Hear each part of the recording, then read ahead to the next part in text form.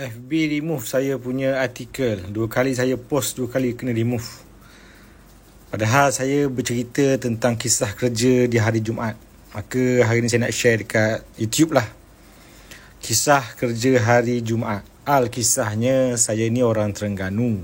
Dah biasa cuti hari Jumaat. Bila zaman remaja, hijrah kerja kilang di Bangi, terkejut juga dengan suasana hari Jumaat yang mana waktu nak pergi solat Jumaat, lalu naik bas kilang yang disediakan khidmat ke masjid, saya dan Bangla je naik. Satu bas tu penuh dengan Bangla. Kursi belakang saya duduk.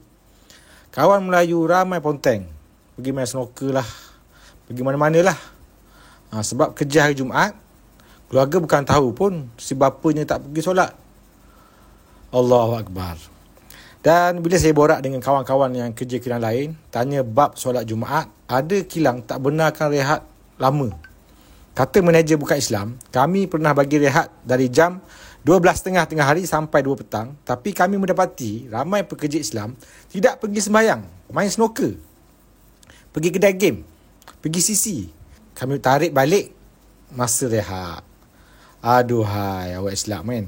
Orang dah bagi kelonggaran, dia sia-siakan.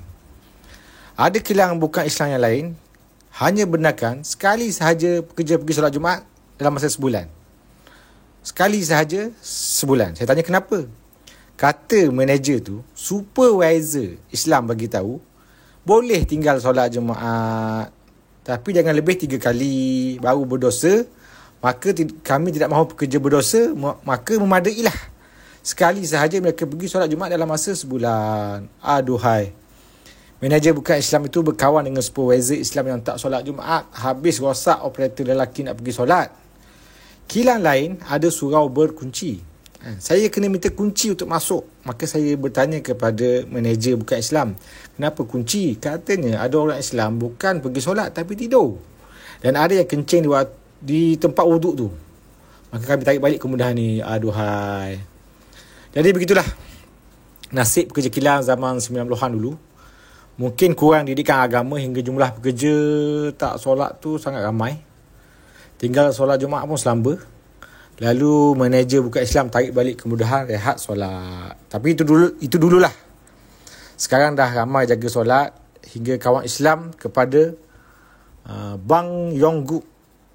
InsyaAllah kawan tu telah amalkan Islam dengan baik, selalu jaga solat awal waktu, hingga orang bukan Islam pun respect. Siapa Bang Yonggu ni? Penyanyi dari Korea yang pernah hentikan konsert waktu maghrib untuk bagi penonton solat. Boleh rujuk event Color of Bang Yonggu di KL. Yang mana beliau berkata, sekarang kita ada masa untuk solat, kita rehat 15 minit, kita akan mulakan semula sebentar lagi. Beliau kemudian tunduk hormat kepada para hadirin yang menjerit terima kasih. Lalu berjalan meninggalkan pentas bagi tempoh solat selama 15 minit. Rare kan? Konsert bagi orang peluang solat. Konsert orang Islam pun tak ada macam tu. Allahu Akbar. Maka saya nak ucapkan tahniahlah kepada sesiapa saja yang berkawan dengan artis Korea tersebut, kerana anda telah amalkan Islam dengan baik hingga orang bukan Islam pun respect. InsyaAllah jika terus amalkan Islam, maka orang bukan Islam akan terbuka hati nanti untuk masuk agama Islam, sekaligus menyelamatkan mereka dari azab api neraka. InsyaAllah. Maka lepas ni boleh dah panggung wayang, jangan buka jam 7 malam. Sebab sah-sah orang akan tinggal maghrib kalau masuk pukul 7. Jika buka juga, tutup kejap 15 minit. Sama juga geng tengok bola masuk sebelum maghrib.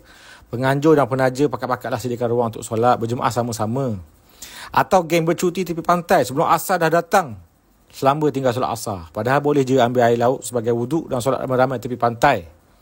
Sebab sesungguhnya ikut hadis, bukan dikira orang Islam jika tidak solat. Solat tu tiang agama dan beza Islam dengan kafir, solat 5 waktu. Sebab tu hukumnya berdosa jika tinggalkan solat dengan sengaja, atau lengahkan solat juga berdosa tanpa alasan darurat. Kita rujuk kat Mekah, Madinah.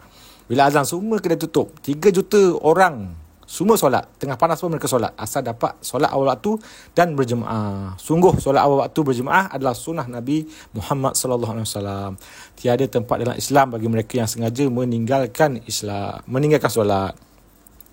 Zaman Nabi, bila orang Islam amalkan Islam dengan ikhlas dan bersungguh-sungguh, maka terlihat peristiwa orang bukan Islam berbondong-bondong masuk Islam, disertai turunnya ayat Al-Quran yang memerintahkan orang Islam bertasbih, memuji Allah kerana pintu kemenangan telah dibuka. Rujuk surah A'udzubillahi minasyaitonirrajim. Iza ja'a nasrullahi wal fath wa ra'aitan nas yadkhuluna fi dinillahi afwaja fasabbih bihamdi rabbika wastaghfir innahu kana tawwaba. Bila datang kemenangan, pertolongan, kamu lihat orang bondong-bondong masuk Islam, maka bertasbihlah dan beristighfarlah, kan.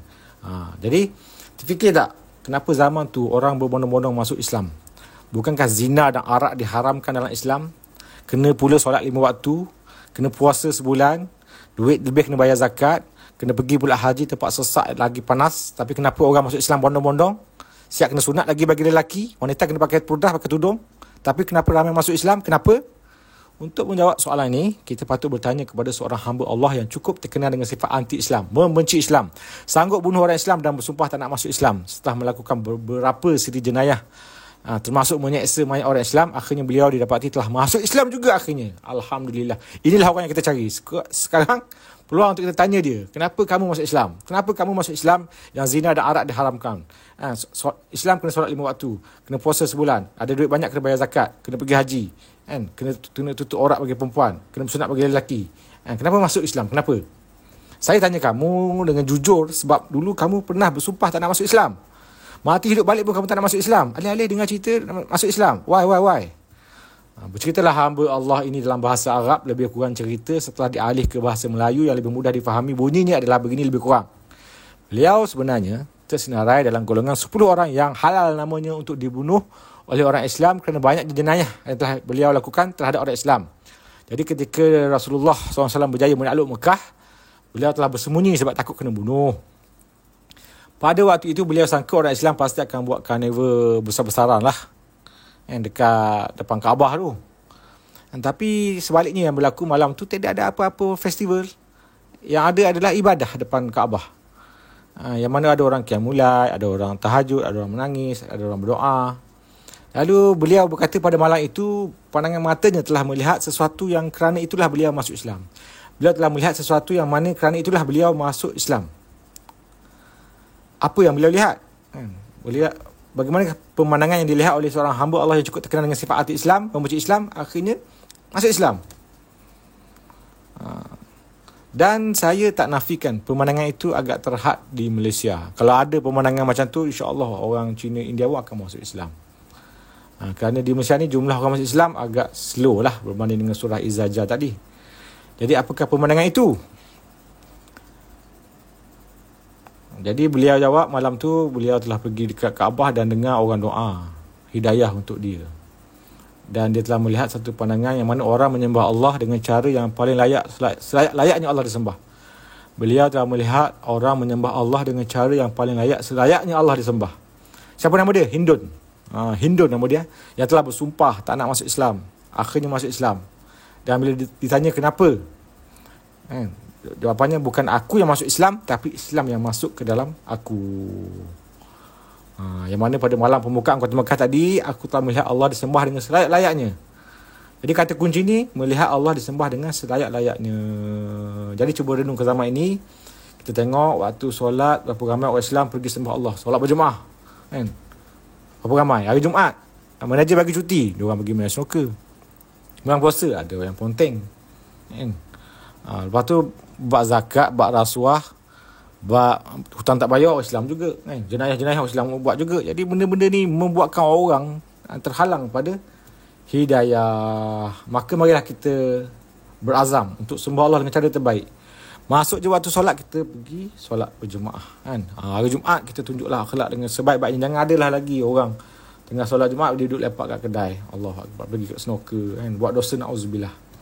Jadi semoga Allah pilih kita semua dan keturunan kita, jaga solat awal waktu berjemaah tempat azan diazankan. Semoga Allah terima solat kita, terima amal kita, terima doa kita, macam Nabi dan sahabat, kan? Jadi kita doa jugalah semoga, kan, orang-orang bukan Islam masuk Islam. Macam Bang Yang Goat tadi pun masuk Islam, sebab berkawan dengan orang Islam. Yang mana lain kali waktu konsert mungkin beliau azan terus. Itu sedap suara dia, kan? Okey. Jadi bab berkenaan cuti hari Ahad atau Jumaat terpulang kepada kebijaksanaan pemerintah, dan kita yang bercuti hari apa pun terus usahakanlah jaga solat berjemaah di masjid, sebab itu adalah sunnah Nabi, dan wujudkanlah suasana menyembah Allah dengan selayak-layaknya. Okey, sampai sini dulu. Jumpa lagi di video yang akan datang. Woha.